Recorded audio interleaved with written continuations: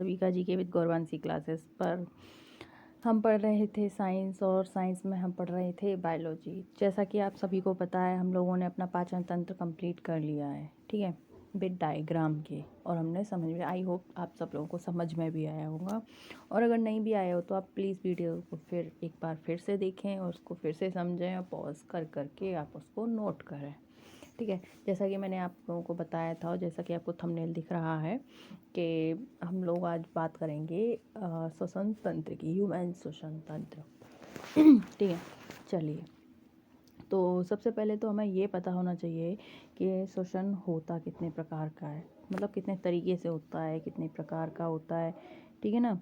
तो पहले हम उसी के बारे में बात करते हैं, ठीक है। चलिए, तो श्वसन जो होता है आपका, वो दो तरीके से होता है। कितने तरीके से? दो तरीके से होता है, ठीक है। कौन कौन से दो तरीके से? एक तो इनहेलेशन और एक होता है एक्सहेलेशन। कहने का मतलब अंतःश्वसन, एक होता है आपका अंतःश्वसन और एक होता है आपका निःश्वसन। क्या होता है आपका? निःश्वसन, ठीक है। एक आपका अंतःश्वसन होता है, एक आपका निःश्वसन होता है, ठीक है। इसको बोलते हैं इनहलेशन और इसको बोलते हैं एक्सहेलेशन, ठीक है। अच्छा, इसमें होता क्या है ये भी आपको पता होना चाहिए। इनहलेशन जो मतलब आपका जो अंतःश्वसन है, इसमें क्या होता है, जैसे कि ये मानव है आपका, ठीक है। एक हम यहाँ बनाते हैं, ठीक है। ये दो मानव बनाए हमने, ठीक है। तो इसमें क्या होता है, इसमें जो ऑक्सीजन होता है जिसे हम O2 लिखते हैं, ठीक है, इसमें ये O2 आपका अंदर जाता है नासिका से, ठीक है। और इसमें क्या होता है, इसमें CO2 हमारा बाहर आता है, ठीक है। तो अंतःश्वसन में क्या होता है, ऑक्सीजन अंदर जाती है और निःश्वसन में क्या होता है, CO2 बाहर आती है। तो ये था आपका श्वसन, मतलब कितने तरीके से होता है, दो तरीके से होता है। अब बात करते हैं इसके प्रकार की, ठीक है। किसकी? इसके प्रकार की, ठीक है ना। तो इसके प्रकार में हम देखेंगे कि इसके कितने प्रकार हैं। इसके आपके दो प्रकार हैं। कितने प्रकार हैं इसके? दो प्रकार हैं, ठीक है।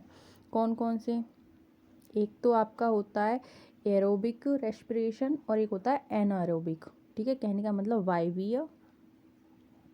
वायवीय श्वसन, ठीक है, वायवीय श्वसन।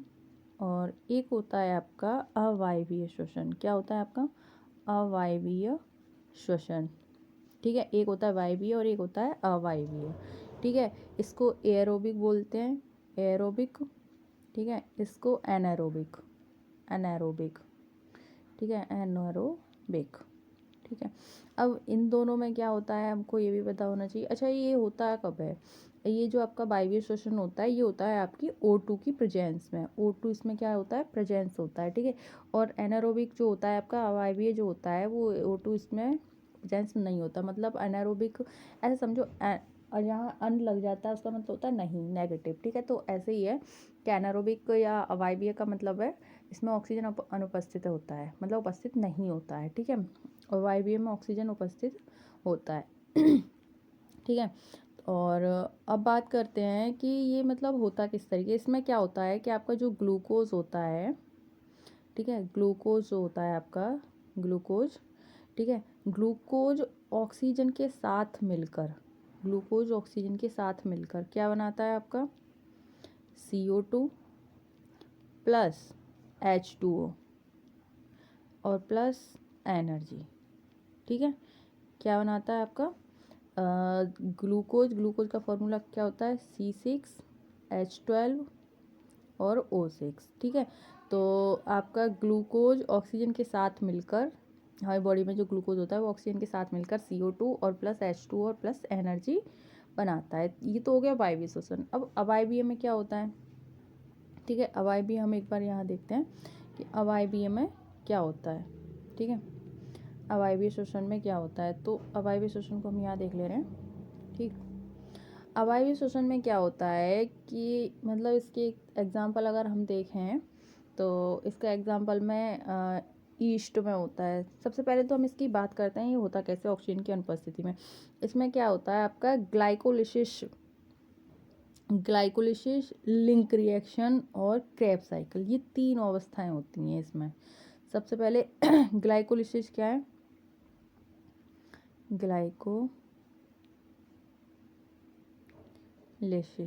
ग्लाइकोलिसिस, ठीक है। पहली क्रिया में ये होता है, दूसरे में ये लिंक रिएक्शन होती है। क्या होता है? लिंक रिएक्शन, ठीक है, link reaction. And third number पे कहाँ, मतलब ये इसके चरण है कंप्लीट होने के। थर्ड पे होता है आपका क्रेब साइकिल। कौन सा? क्रेब साइकिल, ठीक है, साइकिल।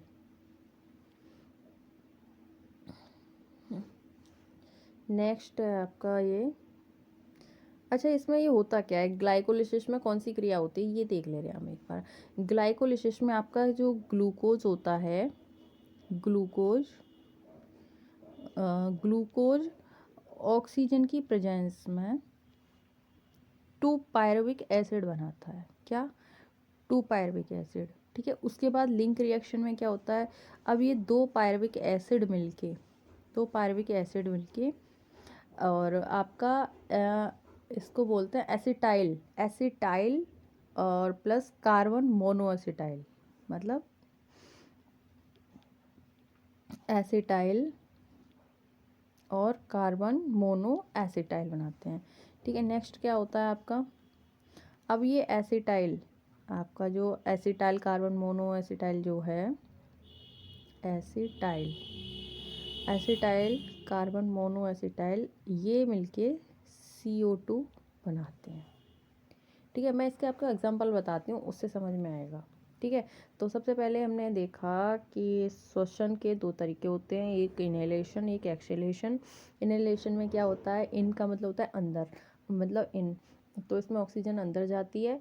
और एक्सहेलेशन निःश्वसन में क्या होता है, CO2 बाहर निकलती है। अब हमने इसके श्वसन के 2 प्रकार देखे, एक तो आपका वायवीय श्वसन और एक आपका अवायवीय श्वसन, ठीक है। वायवीय श्वसन मतलब इसमें ऑक्सीजन की उपस्थिति होती है, अवायवीय श्वसन में ऑक्सीजन अनुपस्थित रहता है, ठीक है। वायवीय श्वसन का हमने अगर रिएक्शन में देखें तो ग्लूकोज प्लस O2 मिलकर क्या बनाते हैं, CO2 और H2O प्लस एनर्जी, ठीक है।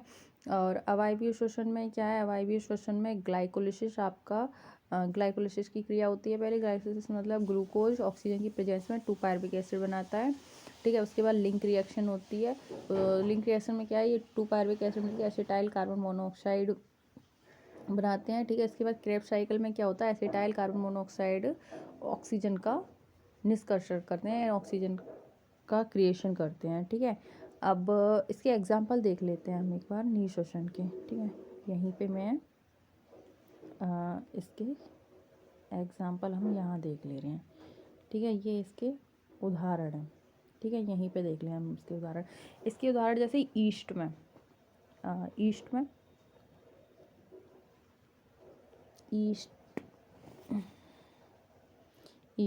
ईस्ट में क्या होता है आपका, कि आपका ग्लूकोज होता है C6H12O6, ठीक है। तो ये ग्लूकोज 2 पायरुविक एसिड में टूटता है, ठीक है। अब ये 2 पायरुविक एसिड, मैं इसके यहाँ लिख देती हूँ रिएक्शन, ठीक है। एल्कोहल में C2H5OH plus 2 ATP adenosine triphosphate, ठीक है। और ये क्या है इसमें, ये आपका एल्कोहल, ठीक है। लेकिन ये यहाँ पे किसकी प्रेजेंस होती है, यहाँ पे प्रेजेंस होती है आपकी CO2 की प्रेजेंस में। किसकी प्रेजेंस में, CO2 की प्रेजेंस में। ग्लूकोज क्या करता है, ग्लूकोज टूट जाता है और ये क्या करता है, अच्छा ये ऑक्सीजन की उसमें ही करता है, ऑक्सीजन की प्रेजेंस में, ऑक्सीजन के साथ मिलके 2 पायरुविक एसिड बनाता है। 2 पायरुविक एसिड के बाद 2 पायरुविक एसिड यहाँ CO2 की प्रेजेंस रहती है, तो उससे यहाँ अल्कोहल बनता है। उसके बाद जो इसके साथ और बनता है, ये बनता है आपका 2 ATP एडिनोसिन ट्राइफॉस्फेट, ठीक है। ऐसी ही क्रिया होती है आपकी मसल्स में, लेकिन मसल्स में बनता कुछ और है। मसल्स में क्या बनता है, मसल्स में सेकेंड एग्जाम्पल है इसका मसल्स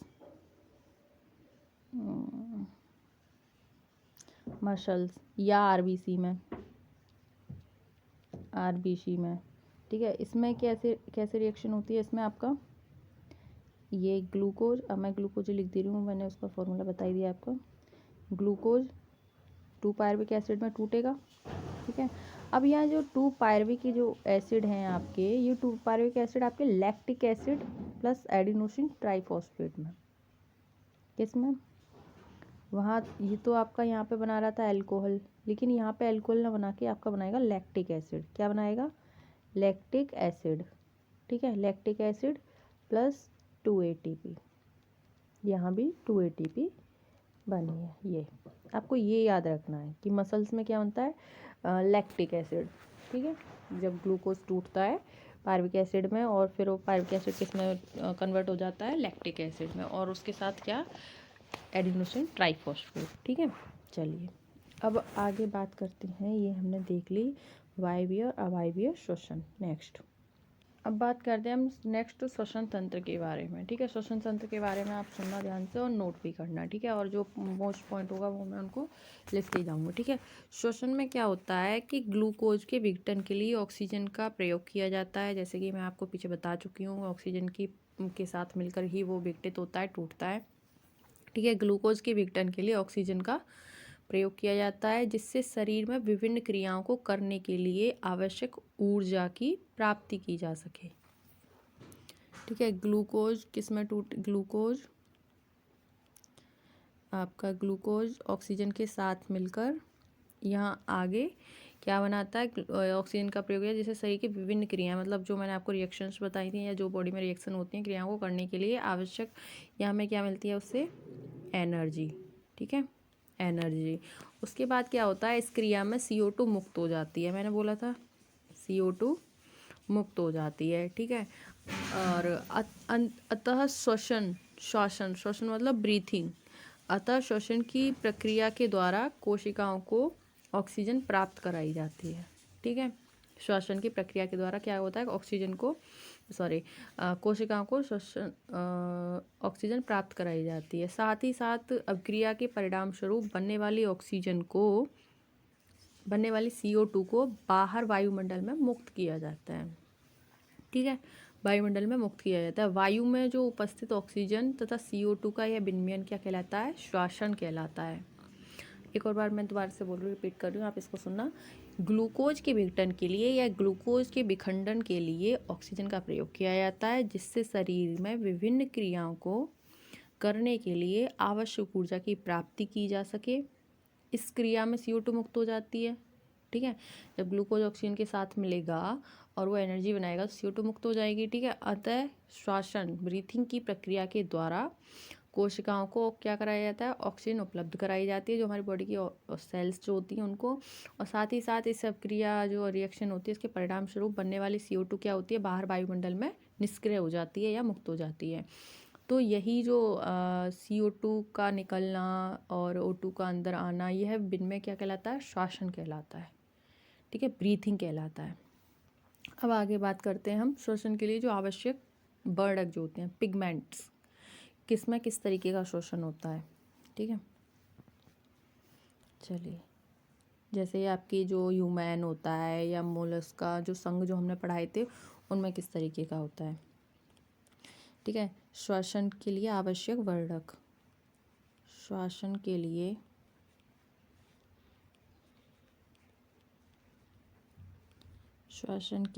आवश्यक वर्णक, ठीक है। कौन कौन से वर्णक, मतलब किस में किस तरीके से श्वसन होता है, ठीक है। जैसे हम सबसे पहले लेते हैं अपना हीमोग्लोबिन, ठीक है। हीमोग्लोबिन को मैं आगे है ना HB लिखूंगी, आप उसको ध्यान रखना, ठीक है। तो हीमोग्लोबिन से क्या मिलता है, हीमोग्लोबिन आयरन की प्रेजेंस में, ठीक है। तो ये किस में होता है, ह्यूमन में, किस में, मानव में, ठीक है। नेक्स्ट हीमोइरेथ्रिन, क्या, हीमोइरेथ्रिन,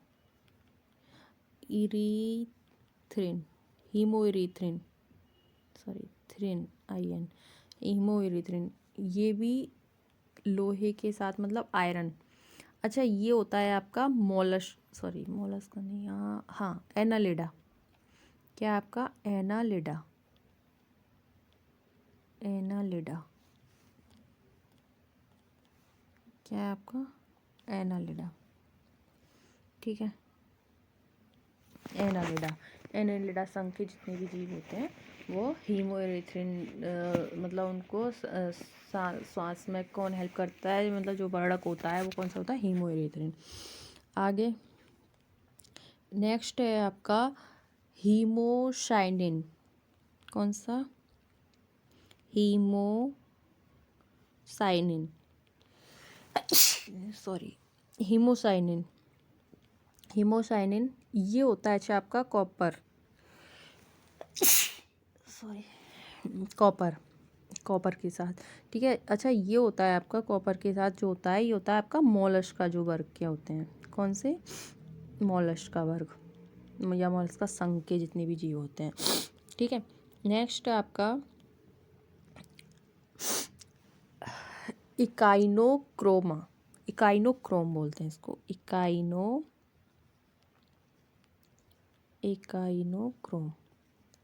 ठीक है। इकाइनोक्रोम, इकाइनोक्रोम ये आयरन के साथ होता है, ये होता है आपका इकाइनोडर्मेटा। किसका, इकाइनो से याद रखो, इकाइनोडर्मेटा, डर्मेटा, इकाइनोडर्मेटा जो संघ है ना आपका उसके साथ, ठीक है।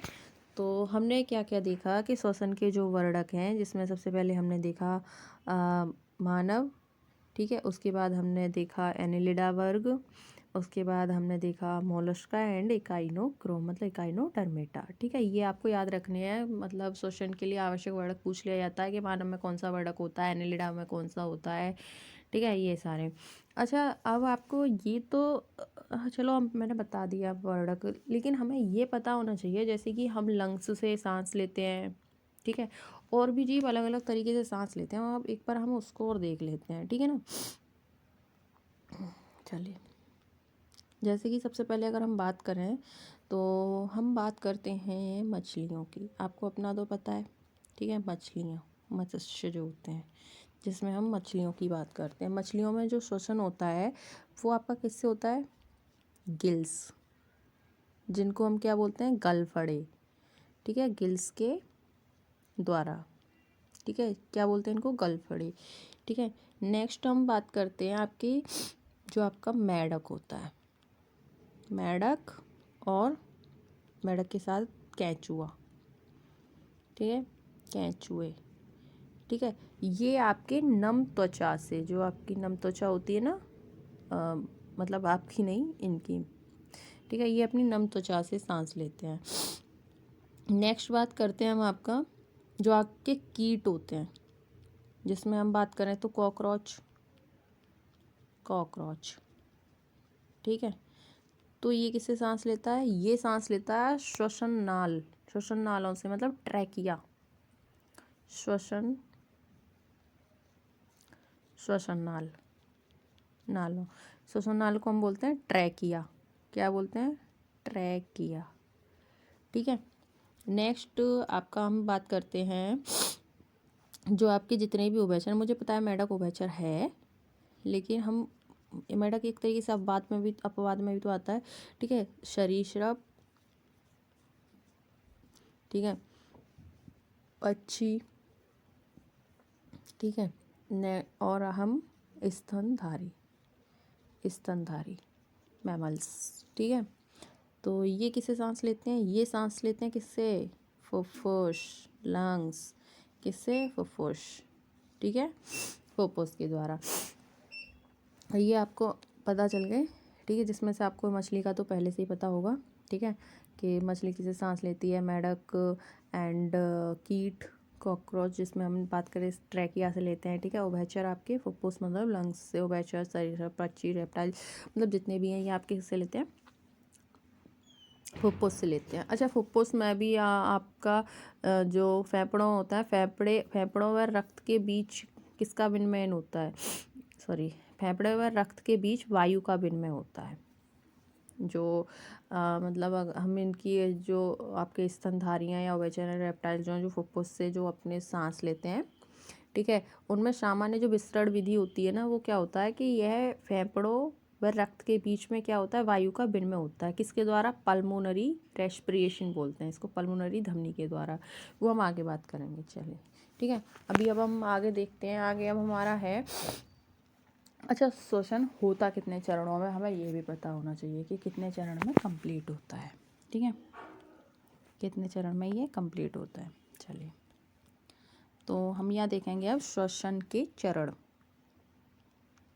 श्वसन के चरण मतलब कितने चरणों में ये कंप्लीट होता है, श्वसन के चरण। ठीक है, पता तो होगा आप लोगों को, चलो मैं फिर भी बता ही देती हूँ। जैसे सबसे पहले बात करेंगे हम ब्रीथिंग की, जिसको हम श्वासन बोलते हैं। क्या बोलते हैं हम? श्वासन, नंबर फर्स्ट पे, नंबर 1 पे। ठीक है, इसको हम बोलते हैं ब्रीथिंग। ब्रीथिंग, ठीक है।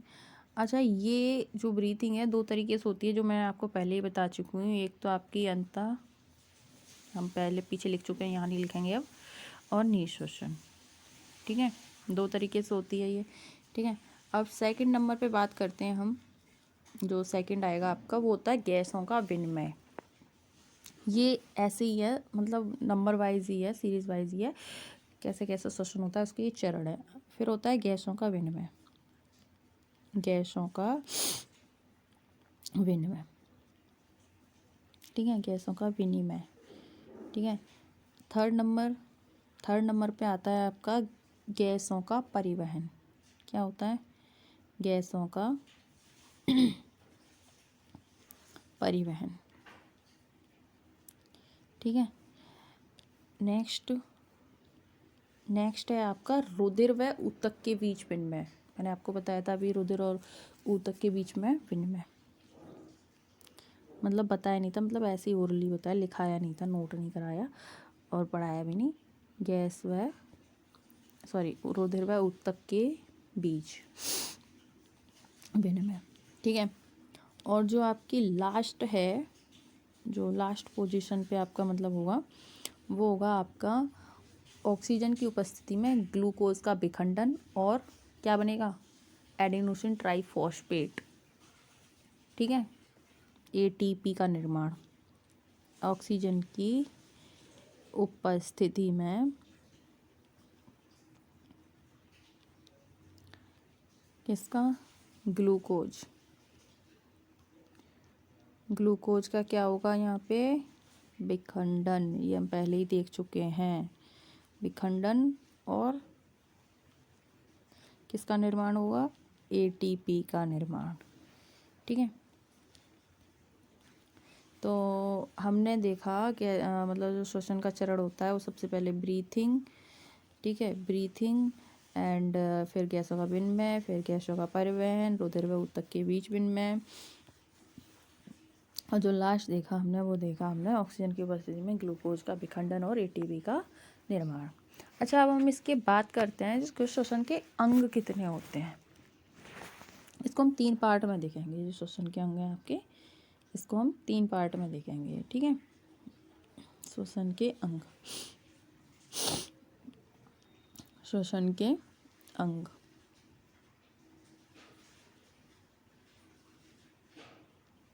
श्वसन के अंग, ठीक है। जैसे हम इसके फर्स्ट पार्ट में देखेंगे, फर्स्ट पार्ट में आपका आएगा बाह्य नासा छिद्र, नासा गुहा, ग्रसनी, स्वरयंत्र, श्वास नली, श्वसन कूपिका।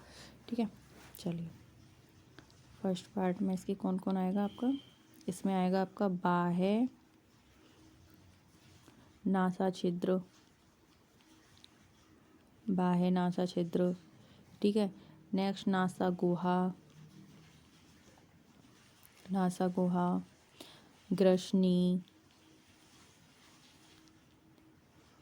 और स्वरयंत्र, लेरिंग्स, स्वरयंत्र। ठीक है, नेक्स्ट श्वास नली, श्वास नली। ठीक है, नेक्स्ट श्वसन, और आगे कूपिका, एल्वियोली, ठीक है, लास्ट में आती है कूपिका, ठीक है।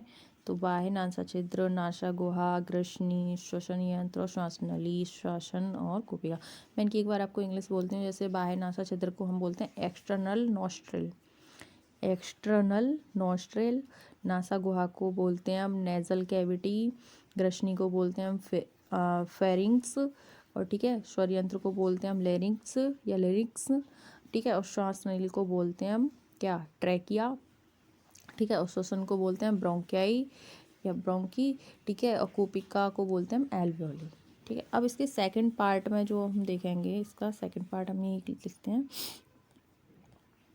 ठीक है। इसका जो सेकंड पार्ट है, सेकंड पार्ट में जो हम देखेंगे इसका, वो आता है हमारा लंग्स, फेफड़े, ठीक है। और थर्ड पार्ट में आपके आता है डायफ्राम। क्या आता है, डायफ्राम, ठीक है।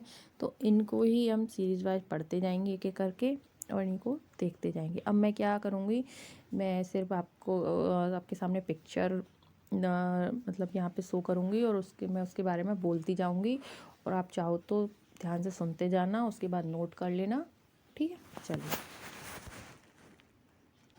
चलिए, अच्छा, इसमें जो भी मतलब ऐसा नोट करने का कुछ होगा तो मैं आपको बताती जाऊँगी, यह जगह मतलब मैं लिखती जाऊँगी साथ के साथ, ठीक है।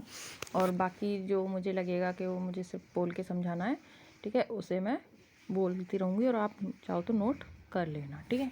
तो सबसे पहले हम बात करते हैं अपने बाह्य नासा छिद्र की, ठीक है ना, बाह्य नासा छिद्र की, किसकी, बाह्य नासा छिद्र की, ठीक है। बाह्य नासा छिद्र क्या होता है, यह वायु के प्रवेश द्वार की तरह कार्य करता है। सिर्फ इसका इतना ही काम होता है, इसमें सिर्फ आप एक लाइन ही नोट कर सकते हो, क्या करता है, यह वायु के प्रवेश द्वार की तरह कार्य करता है, ठीक है।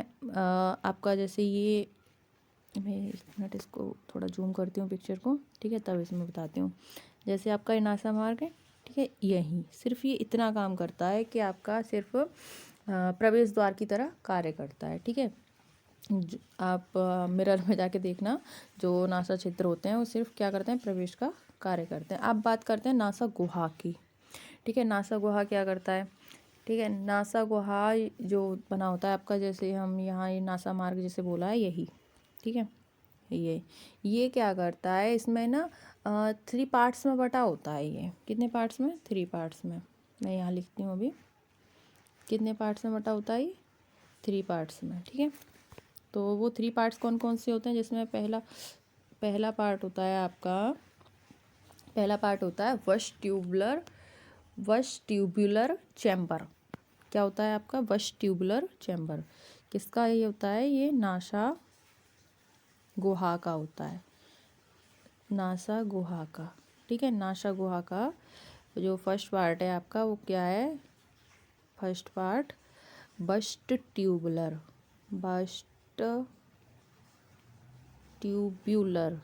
ट्यूब्यूलर, ठीक है, बस्ट ट्यूबुलर जो चैम्बर, ये और लिख देना आप इसमें, चैम्बर, ठीक है, चैम्बर,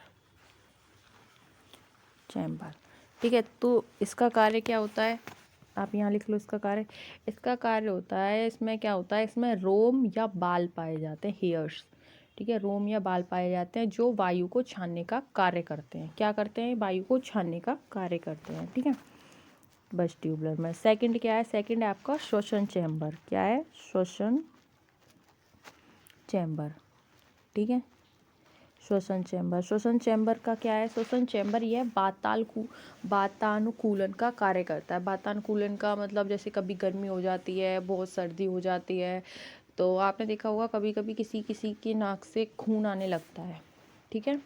तो मतलब मौसम के अकॉर्डिंग ये क्या करता है, मतलब वातानुकूलन का कार्य करता है, ठीक है। नेक्स्ट जो है आपका थर्ड में क्या है आपका, ऑल फैक्ट्री चैम्बर। ये बहुत मोस्ट है, ये आपका आता भी है, ऑल फैक्ट्री चैम्बर, ठीक है, ऑल फैक्ट्री चैम्बर। इसका कार्य क्या होता है, यह सूंघने का कार्य करता है। सबसे मोस्ट काम है इसका, क्या करता है, ये सूंघने का कार्य करता है, ठीक है। तो बाह्य नासा छिद्र का क्या काम है, सिर्फ इसमें वायु प्रवेश करती है, सिर्फ इतना काम है। नासा गुहा या नासा मार्ग का क्या काम है, इसमें 3 पार्ट्स पाए जाते हैं। बस ट्यूबुलर चैम्बर जो जिसमें रोम या बाल पाए जाते हैं, जो वायु को छाने का कार्य करते हैं। सेकंड आपका श्वसन चैम्बर होता है, जो सिर्फ और सिर्फ वातानुकूलन का कार्य करता है। और थर्ड होता है आपका ऑल्फैक्टरी चैम्बर, जो सूंघने का कार्य करता है। ये थे आपके नासा गुहा के पार्ट्स। ठीक है, नेक्स्ट पार्ट क्या था आपका, नेक्स्ट आया आपका इसमें श्वासन, जिसे हमने ब्रीथिंग बोला था। ठीक है, ब्रीथिंग बोला था। तो आपका नेक्स्ट हेडिंग लिख लो आप, श्वासन। क्या है नेक्स्ट, श्वासन। श्वासन, ठीक है। श्वासन के बारे में क्या है, श्वासन आपका 2 तरीके से मैं बता चुकी हूँ पहले कि अंतर श्वसन और निःश्वसन। इनके बारे में थोड़े थोड़े से पॉइंट्स लिख लो आप। लिखिए, नंबर 1 मतलब ऐसे ही आप मतलब इसके 2 पार्ट्स कर लो और ऐसे ही आप डायरेक्ट पॉइंट्स बना के लिखते जाओ। ठीक है ना। तो फर्स्ट पॉइंट, अंतः श्वसन के द्वारा वायु को फेफड़ों के अंदर लिया जाता है। अंतः श्वसन के द्वारा वायु को फेफड़ों के अंदर लिया जाता है। अंतः श्वसन तभी हो सकता है जब वायुमंडल दाब से अंतः श्वसन तभी हो सकता है जब वायुमंडल दाब से फेफड़ों की वायु का दाब कम हो। क्या हो, जब वायुमंडल दाब से फेफड़ों की वायु का दाब कम हो। नेक्स्ट लिखिए, इस तरह निःश्वसन तब होता है जब फेफड़ों में दाब वायुमंडलीय दाब से अधिक हो। यहाँ निःश्वसन कब होगा, मतलब CO2 का निष्कर्षण कब होगा, जब वायुमंडल दाब से अधिक, कौन सा दाब हो, फेफड़ों में जो प्रेशर होता है वो कम, मतलब दाब से अधिक हो, वायुमंडलीय दाब से अधिक हो फेफड़ों में दाब जो होता है। और अंतः श्वसन कब होता है, जब वायुमंडलीय दाब कम हो और फेफड़ों का दाब, अरे भाई जब मतलब तुम्हारे अंदर का प्रेशर ज़्यादा होगा तभी तो तुम ऑक्सीजन को ले सकते हो। ठीक है, और जब बाहर का ज़्यादा होगा वायुमंडल दाब तब CO2 का क्या कर सकते हैं हम, CO2 को निष्क्रिय कर सकते हैं। ठीक है, नेक्स्ट वन लिखिए, डायफ्राम और विशिष्ट पेशी समूह। डायफ्राम और विशिष्ट पेशी समूह उस अवस्था को उत्पन्न करने के लिए जिम्मेदार है जिससे सामान्य विसरण विधि द्वारा ऑक्सीजन शरीर में प्रवेश करती है तथा CO2 मुक्त होती है। मैं फिर से रिपीट करती हूँ, डायफ्राम और विशिष्ट पेशी समूह उस अवस्था को उत्पन्न करने के लिए जिम्मेदार है जिससे सामान्य विसरण विधि द्वारा ऑक्सीजन शरीर में प्रवेश करती है तथा CO2 मुक्त होती है। ठीक है, इसमें वैसे भी आपको पिक्चर में ये दिख रही होंगी।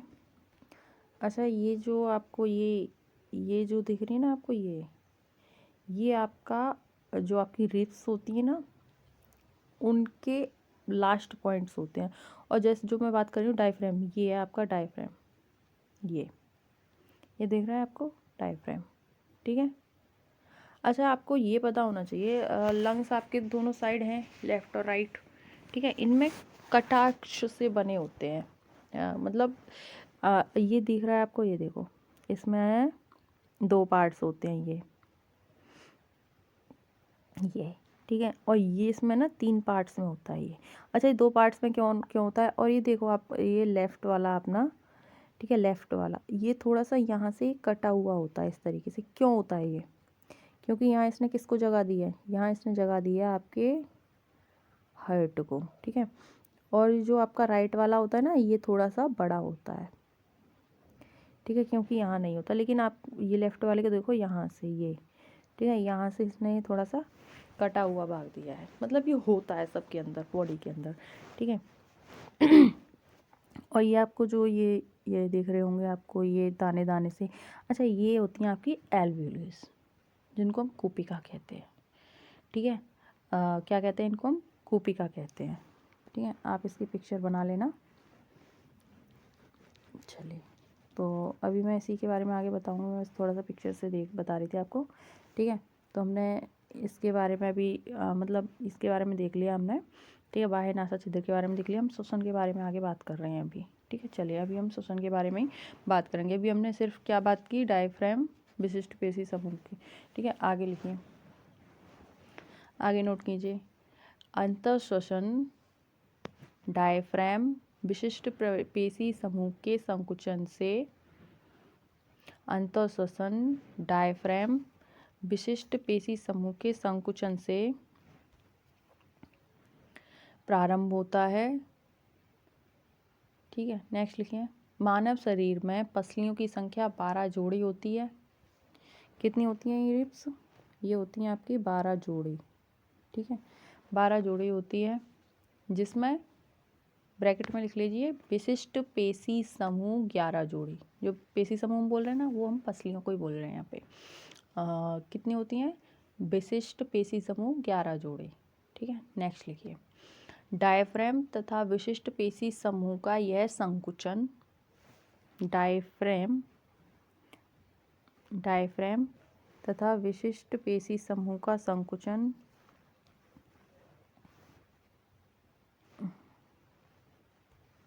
डायफ्राम तथा विशिष्ट पेशी समूह का संकुचन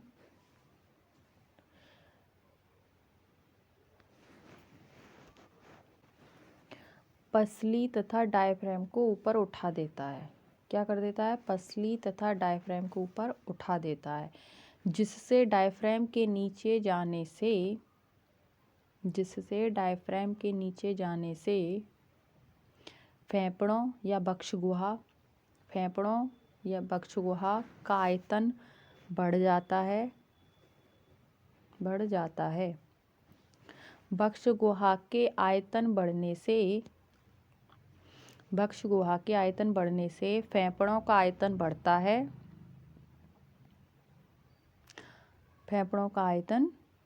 है। ठीक है। फेफड़ों का आयतन बढ़ेगा तो क्या होगा? दाब कम होगा। तो लिख लो आप, फेफड़ों का आयतन बढ़ेगा और दाब कम होगा, जिससे क्या होगा? जिससे वायुमंडलीय दाब अधिक होने के कारण बाहर की वायु अंदर आ जाती है। क्या होता है? बाहर की वायु अंदर आ जाती है।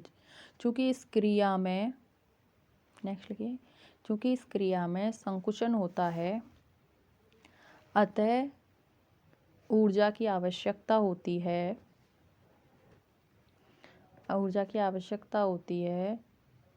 यह अंतःश्वसन में होता है। नेक्स्ट लिखिए। निःश्वसन में डायफ्राम तथा विशिष्ट पेशी डायफ्राम पुनः डोम शेप हो जाता है। डोम शेप मतलब ये देखो, ये बना हुआ है डोम शेप की तरह, ये ठीक है।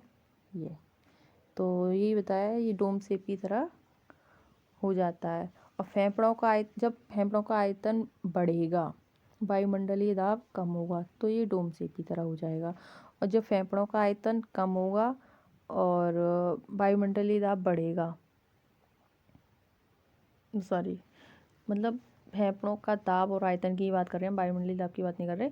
तो मतलब आयतन कम होगा और दाब बढ़ेगा, तो ये डोम शेप की तरह हो जाएगा, ठीक है। और जब आयतन कम होगा और दाब बढ़ेगा, तो ये क्या हो जाता है? इस तरीके से सीधा हो जाता है, ठीक है। ऐसे सीधा हो जाता है, और ये आपको फील भी नहीं होगा कि कब ये सीधा हो गया, कब कम हो गया, क्योंकि ये प्रक्रिया हमारी सांस लेने और छोड़ने के बीच में होती है। अब आप सांस कब ले रहे हो, कब छोड़ रहे हो, ये आपको फील थोड़ी ना होगा, ठीक है। बहुत मतलब माइनर सेकंड की बात होती है। इसलिए आगे लिखिए। फेफड़ों का आयतन कम तथा दाब बढ़ जाता है, इसलिए CO2 वायुमंडल में मुक्त हो जाती है।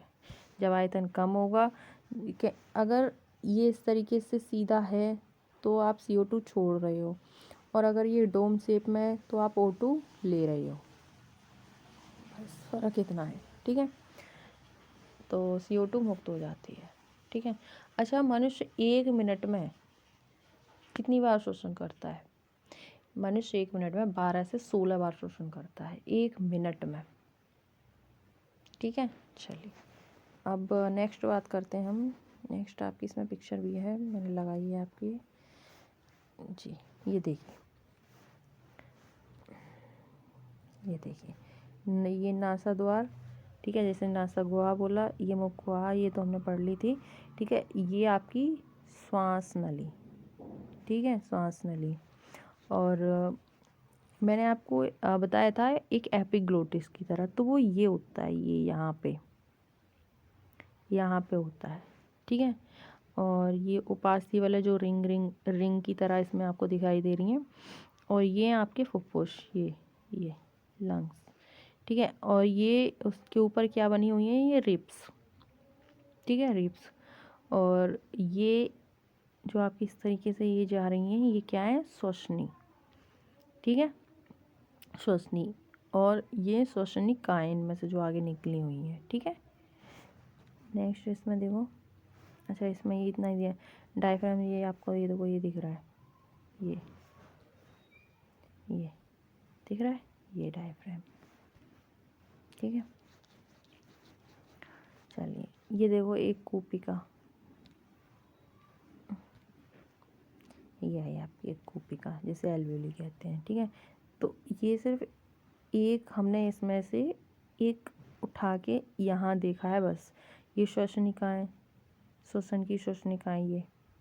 ठीक है, और ये जो है, जो बलून की तरह दिख रही हैं आपको, ये क्या है, कूपिकाएँ। ठीक है, ये कूपिकाएँ हैं। चलिए आगे बात करते हैं अभी इसमें थोड़ा सा और है। मैं यहाँ पे एक पिक्चर ड्रॉ करती हूँ। ठीक है, यहाँ पे आप भी बनाना। ठीक है, चलिए मैं को ये आपकी बना ली हमने कूपिका। ठीक है, कूपिका। और इसके बाद बनाते हैं हम ऐसे, थोड़ा यहाँ से गलत हो रही है ये। ठीक है, पहले इधर बनाते हैं।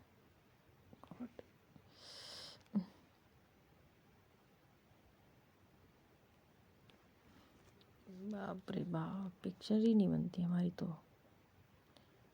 आप लोग बनाया, आपके बन जाए तो। ठीक है,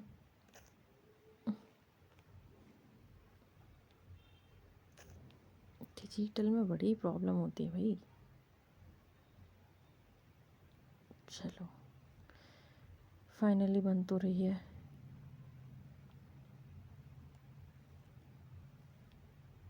कुछ इस तरीके से हम ये मतलब जो आपके ऑक्सीजन का परिवहन है, बस उसी की थोड़ी सी पिक्चर बना के देख रहे हैं कि भाई ये पिक्चर बन जाए तो अच्छा है। ठीक है, आप भी बनाओ, ऐसा नहीं है सिर्फ मुझे ही बनानी है, आप लोगों को भी बनानी है। ठीक है, ओह गॉड, ये तो बड़ा ही प्रॉब्लम वाला काम है भाई।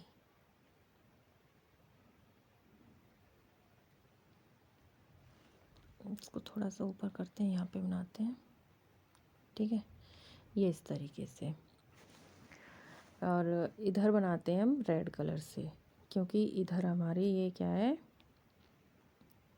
इधर हमारा शुद्ध रक्त है। ठीक है,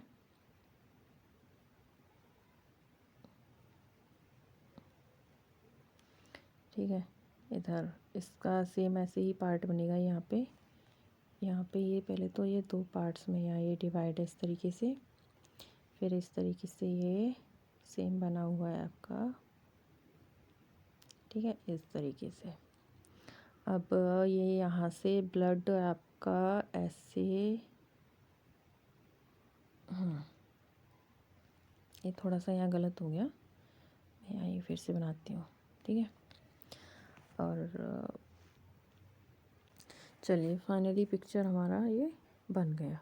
ठीक है, अच्छा आपको ये जो ब्लू कलर जितना भी दिख रहा है, ये आपका अशुद्ध रक्त है, और जो आपको रेड साइड दिख रही है, ये आपकी शुद्ध रक्त है। ये मतलब क्या हो रहा है, ये रक्त का यहाँ पे मतलब परिवहन हो रहा है।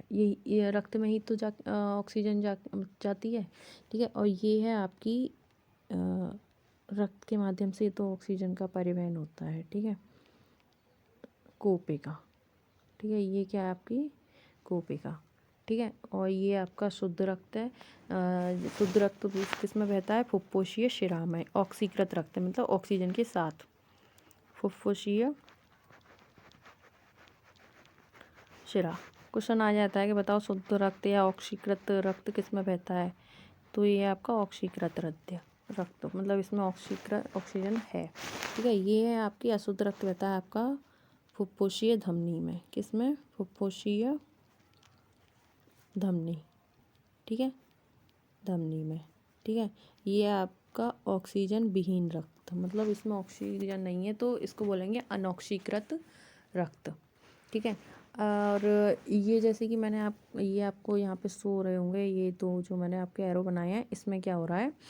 इसमें ये ऑक्सीजन आ रही है, ठीक है। जिसमें ऑक्सीजन आ रही है वो ऑक्सीकृत रक्त है, और जिससे CO2 बाहर जा रही है वो अनऑक्सीकृत रक्त है, ठीक है। और ऐसे ही मैंने सेम यहाँ बनाया है। तो यहाँ क्या है आपका? यहाँ से CO2 जा रही है ये, और ये ऑक्सीजन बाहर आ रही है। मतलब बाहर मतलब ये आपकी बॉडी है, ठीक है, शरीर के ऊतक है, तो ये इनमें जा रही है। ऑक्सीजन यहाँ से अंदर एंटर कर रही है, और यहाँ से CO2 बाहर जा रही है, और जिधर से CO2 जा रही है उधर क्या है? अशुद्ध रक्त है, ठीक है। तो ये हमने नासा गुहा तक देख लिया, और ये मैंने आपको एक मतलब छोटा सा मतलब पिक्चर बना के आपको यहाँ समझा दिया कि ऑक्सीजन का परिवहन कैसे होता है, ठीक है। नेक्स्ट है आपका गैसों का विनिमय और गैसों का परिवहन। क्या है आपका? गैसों का विनिमय और गैसों का परिवहन, ठीक है। और अभी तो जैसे गैसों के परिवहन में बहुत सारी गैसेज होती हैं, फिर श्वसन का नियम क्या होता है, उससे संबंधित विकार, फिर आपका इसमें लास्ट हो जाएगा, ठीक है। तो इसको आज हम यहीं तक रोकते हैं। कल हम इसको कोशिश करेंगे, कल कंप्लीट ही करेंगे इसको, कोशिश नहीं कंप्लीट ही करेंगे, ठीक है। तो मिलते हैं अब आपसे कल। और मैंने आपको ये पिक्चर दिखाई थी, आई थिंक, देखिए ये वाला, इसमें हम देख चुके हैं, और आप एक बार इसको देख लेना और आपको बना लेना, ठीक है। तो मिलते हैं आप कल, ठीक है। अपना ध्यान रखना, टेक केयर।